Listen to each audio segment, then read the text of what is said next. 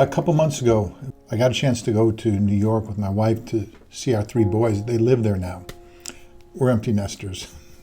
And so, 3,000 miles away, no less. But we got a chance to go to Ellis Island. And I had never been there before. None of my kids or my wife had been there either. And it was everything that I thought it was going to be, and people told me that it would be. It was just so moving.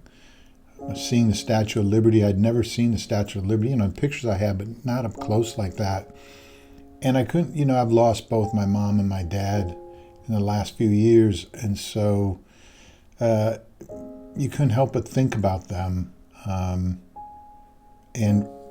that really came to a highlight when there was a computer system there and you can go punch in your name or your parents' name.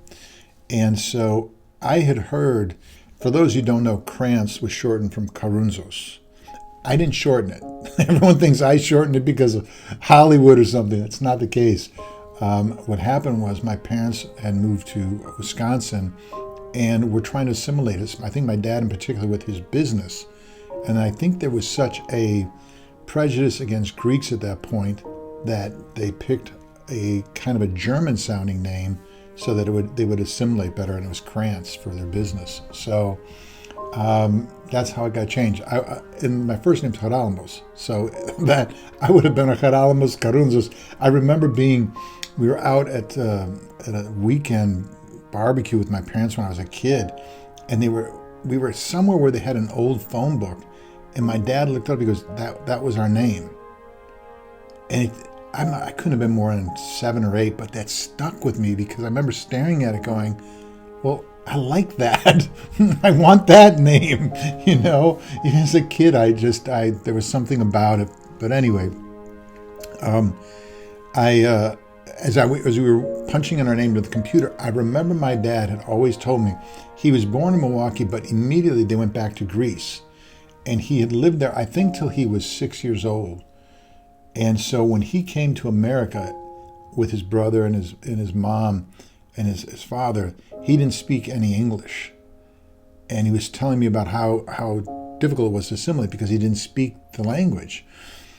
And so we typed in Karunzos, and sure enough, up came the ship that my father arrived here on. And not only did they show you his arrival date and time and so forth, but they show you the ship. And that, I think, had equally a profound impact on me.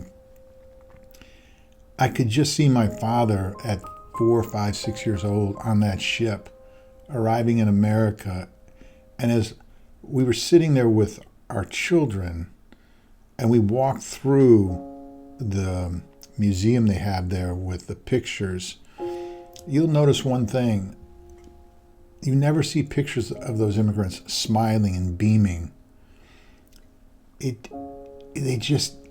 didn't have time for that. It was survival, and you can see it on their faces. And as I looked at, when my dad arrived here, it was almost 100 years ago.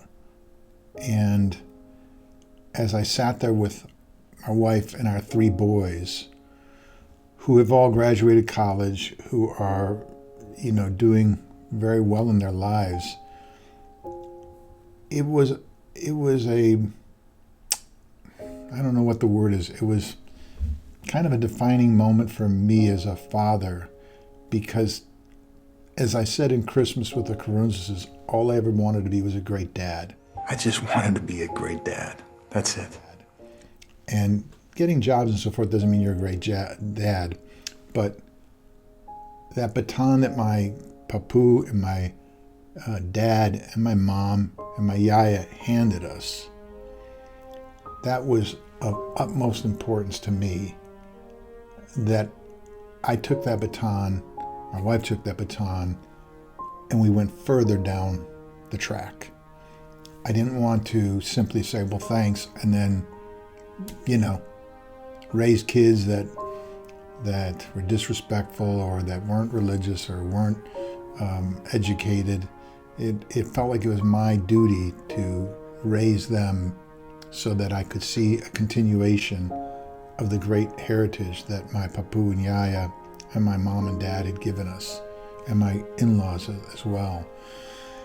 So it was quite a moment there with Chris, Nick, and George sitting there and looking at that. I just thought, wow, that look at that ship, where my dad came from and where we are now, and it was a great feeling. And I think it resonated with my children too. We didn't talk too much about it because that stuff is just so emotional for me, especially having lost my yaya, papu, my mom and dad. There's kind of a benchmark of how did I do, and so, but as my yaya would say, mekritora, it means up till now. She would tell you have great grandkids, great kids. She's mekritora. It means, hey, up till now. Let's see what happens in the future. So I don't know what will happen in the future, but that was a great day. It really was. Anyway, wanted to share that with you guys.